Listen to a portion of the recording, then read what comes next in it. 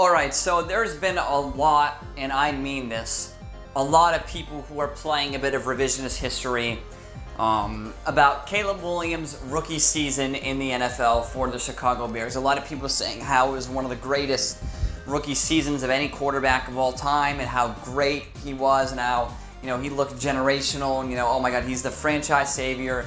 He's the franchise quarterback. And I literally have watched every game. I've watched every single game of Caleb Williams, every snap of Caleb Williams, passing and running the football of last season. And the film looks very ugly, and the film certainly does not lie to me, all right? This is a quarterback who was not ready to play. He looked lost and confused.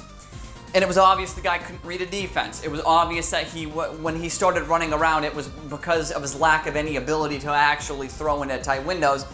He can do it, but he's just scared to do it. That's the problem. And I don't know how much of the problems that Ben Johnson is going to be able to coach out of him. And with the reports over the past couple of days of training camp that he's really been struggling to pick up the offense and has had horrific showing after horrific showing after really horrific showing, I don't know how bright the future is in Chicago. And with the way the NFL is nowadays, teams aren't going to sit back and wait for a young quarterback, even if they're picked first overall, to develop. They're not going to wait for that because the Bears especially are constructed to win right now. Because the offensive line, they have a couple older dudes on their offensive line, correct? And they have older dudes on their defense, but also you never know with some of these players on their defense. They might get hurt, they might get, they might leave in the next offseason, or if they need pay, if they want to get paid, then they'll go to a different team. If their contract is expiring and they just don't want to put up with a bad offense, or they might get traded, or some of them might get released. Who knows? All right, who knows? There might be a lot of roster turnover next season, so you don't know. Right now, if you're the Bears, you probably should be in win now mode because you're surrounding your rookie quarterback with a quote-unquote good offensive line and good enough weapons and a good enough run game and definitely a good enough defense to win.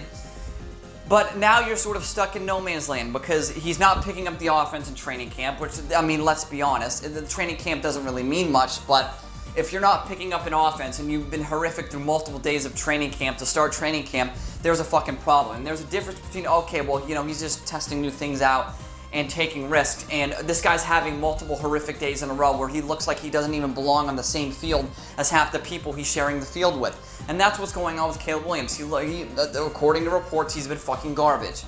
And listen, I'm going to read you guys some stats here, and this is for some of the Caleb Williams defenders and fanboys alike who called his rookie season great and he had one of the best rookie years ever. It's simply not fucking true in any way. Statistically, and when it comes to watching the actual games, he was absolutely garbage. He did not belong on the field. There are multiple backups who I would rather take in a game than Caleb Williams. And if my season was on the line, I would have rather had Malik Willis out there. And Malik Willis has not done a thing in the NFL to prove that he's any good. So he had a couple decent starts last year, like 2 for the Packers, but that really doesn't mean much because it's not a sustained level of play. You don't know if he can continue to do it. If you gave him a full season of starting, he'd probably poop his pants. All right, let's get into the stats here. Let's start with the basic sort of counting ones, correct? Because those are the ones that, that matter the most out of all the stats. Completion percentage, 62.5. This would rank him 30th in the National Football League among all quarterbacks. There was like 30-something qualified quarterbacks, and Caleb happens to be one of them because he played a full season in his rookie year in the NFL somehow, some way, avoiding any sort of injury, which was crazy the amount of times he was recklessly running and not sliding and taking sacks and getting hit because he wouldn't go down or whatever the hell the case was. But 62.5 completion percent is not good. It ranks 30th for a reason. Maybe in 2006 that would have been a top 5 completion percentage. But this is 2025 we're talking about. We don't live in the 2000s. The flip phones aren't popular anymore. Nobody listens to fucking Soulja Boy and fucking goddamn whoever the fuck. Nobody listens to Soulja Boy anymore. This isn't, we're not fucking cranking that, all right? Let's be honest. And that's a bad completion percentage, and it shows he wasn't all that accurate. And there's another stat that I'm going to talk about later in this video that shows he's not very accurate. 20 passing touchdowns, which ranks 15th, which is dead average. Nothing really to talk about there. Dead average. No problem with that. I don't have an issue with that. But, I don't, but at the same time, I do. But it's not with Caleb. It's with the people who defend Caleb and with the people who hype him up and glaze him time in, time out. And they think, oh my God, he's a rookie. He threw 20 touchdowns. That's so great. There's been like what? However many fucking rookies the past decade that have thrown 20 passing. It's not fucking hard to do that. All right, that's a low bar to clear. Let's be honest. Touchdown percentage, 3.6%. So 3.6% of the time, essentially, he was throwing a touchdown pass, which ranks him 31st in the National Football League. Once again, there's like 35, 36, 37 something quarterbacks that qualify and are eligible for this list, and he ranks 31st. So that would mean he would be the second worst actual starting quarterback when it comes to touchdown percentage, which would indicate that he wasn't throwing many touchdowns, and it would also indicate because he probably wasn't pushing the ball downfield and taking many risks. Now, his interception percentage, however, was 1.1. That ranked third in the NFL, but this is probably, honestly doesn't really tell the full story because he was mainly dinking and dunking because he was playing scared as fuck because he didn't want to take a risk, and he looked confused, and he was just sort of defaulting to his check down every other play because he had no clue what he was looking at. So, oh my God, the check down's probably open. Let's throw it to the flat or throw it over the middle to some shallow crosser. Bam, there we go. Next stat is yards per attempt. 6.3 yards per attempt. That ranks 33rd in the NFL. 30 fucking third. So he's not even a starter anymore. That's backup. That's like elite backup territory. 33rd in the NFL. So there were quarterbacks. So there were 32 other quarterbacks that were better than him at this statistic is what that's saying.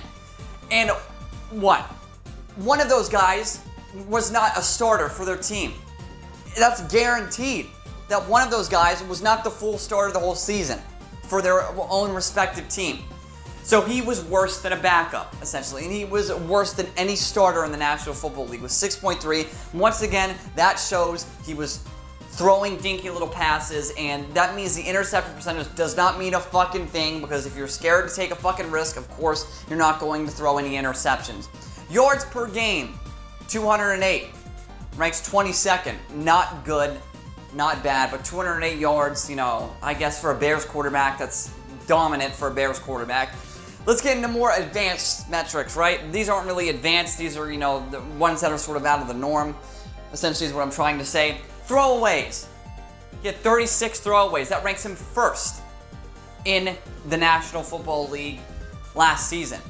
What does that tell you? Well, what that tells me is that he was running around because he had no idea what the fuck he was looking at. And when nothing was open down the field, because not everybody's going to be open just because you're scrambling. It's the NFL. This isn't college. You're not playing Wyoming, or you're not playing fucknut university, where you're fucking killing them, and you can just make fun of them by fucking running around and having a miracle fucking highlight play that gets played all on fucking ESPN fucking Sports Center. It gets put all in the highlight packages and all the highlight fucking videos that YouTubers fucking make to glaze and hype you up. Dog, you're fucking generational. No. He was running around and he was throwing it away because he had no idea what he was looking at when he actually was in the pocket, so he was forced to run around and throw the ball out of bounds. That's what that stat is telling me, and the film backs it up. The film does not lie in this instance. Drop percentage. Now, essentially, for this, correct? The higher up you are, the worse you are. If you have, if your team drops 13% of the passes you throw them, that's horrific and it's not your fault.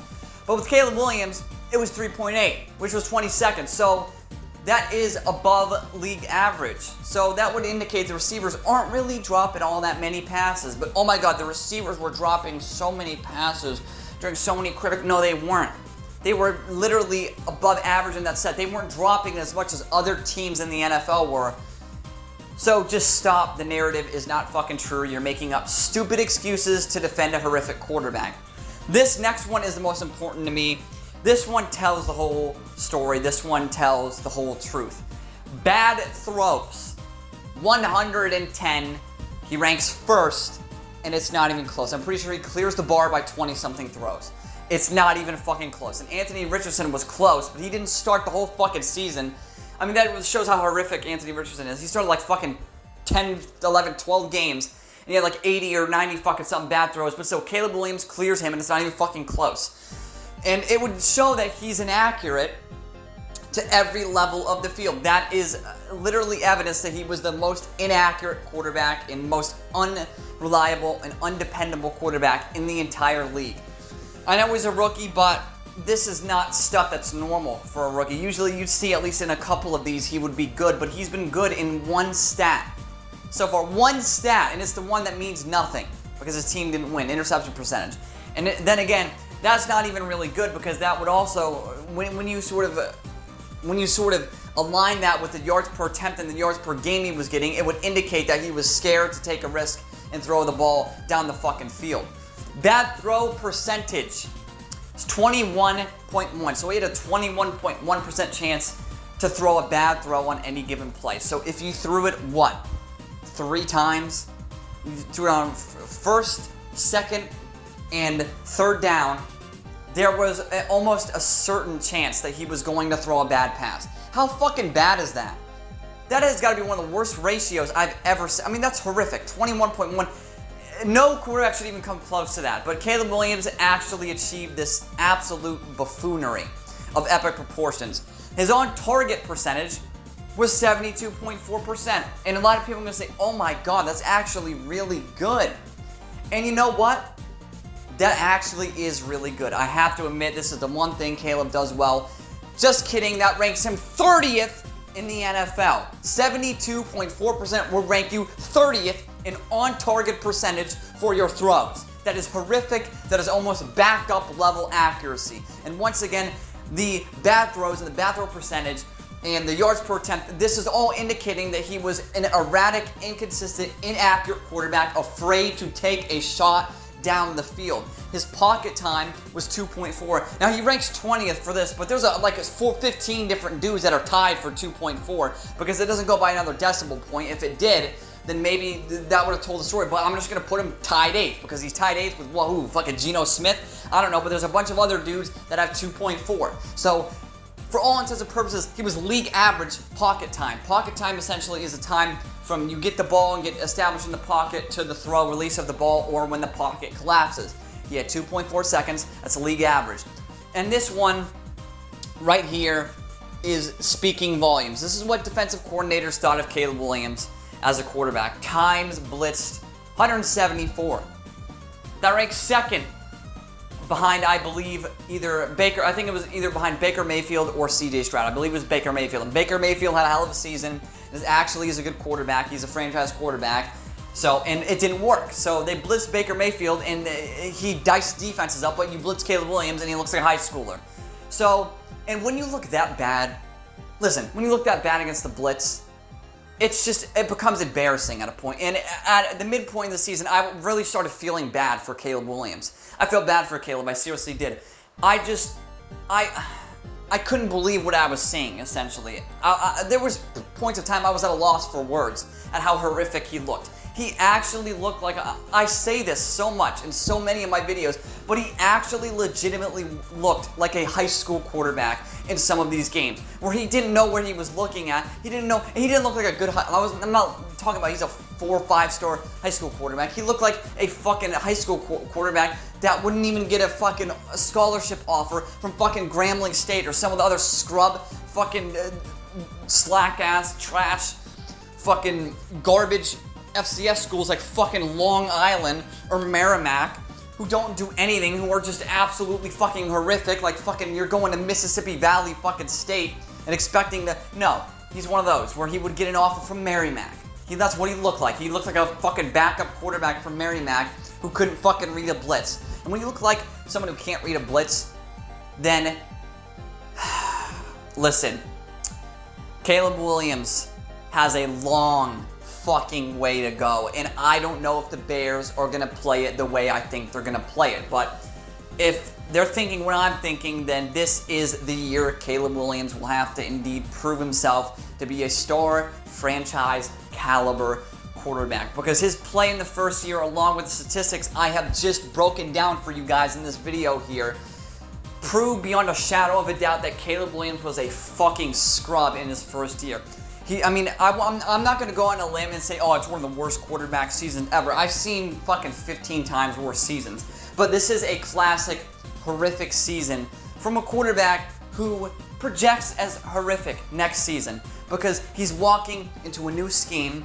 He's got a new offensive line, which on paper is good, but let's be honest, it's the Bears. They'll probably end up being fucking trash because it's Chicago, and they probably will lose all of their abilities to block for the quarterback because they play for the Chicago Bears. But on paper, you got a good team, you got a good defense with a potentially good head coach and a quarterback who simply put did not figure it out in his rookie season. Looked like a deer in the headlights at certain times and just looked completely confused when blitzed. He was a very, he wasn't turnover prone, but he was a check down artist. He was a check down machine who didn't throw touchdowns nor take a risk down the field. And he was absolutely hilariously inconsistent, not only when reading a defense, but also with his accuracy. It was so unpredictable that you thought you were watching some fringe practice squad guy play, but no, this is the first overall pick of the draft we're talking about. Oh, but let him work it out. Look, a rookie isn't, there's no way there's a rookie that comes in the league that's that fucking inaccurate. Who was drafted because he was had good accuracy. What's the point then? What's the point of making a scouting report if people are gonna fucking lie? Like, what's the point anymore? Why do we have NFL analysts? Why do we have NFL media if they're just gonna fucking lie to people? This guy, he was not that accurate in college, and I already covered him in multiple videos before the draft, how I thought he was gonna be the next great draft bust in the National Football League, how he couldn't fucking read defense, and he held on to the ball, and he was horrific under pressure, and he had horrific accuracy. Nobody fucking listened because everyone watched the highlights and thought this guy was gonna be the next fucking reincarnation of Mahomes fucking Jr. No. I mean, he has a long ways to go is what I'm trying to say. He has so far to go in his career. It's not funny anymore.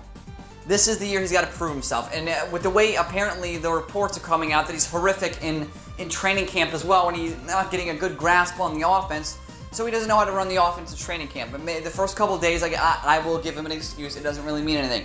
But if this keeps continuing, and if it continues into preseason where he looks like a fucking goddamn once again a deer in headlights, then problems are going to be on the horizon for the Chicago Bears. And all the Caleb Williams fanboys, all the Glazers, all the the defenders, I hope you watch this video in full because I dismantled every fucking inaccurate, incorrect take that you've ever fucking made about Caleb Williams with this one fucking video. Let's hope for your sake that your boy Caleb here magically learns how to play quarterback, because I'm not buying it. I'm not seeing it with Caleb Williams. This is a classic, inconsistent quarterback that just will not have the adequate skill set to translate his game from college to the pro level.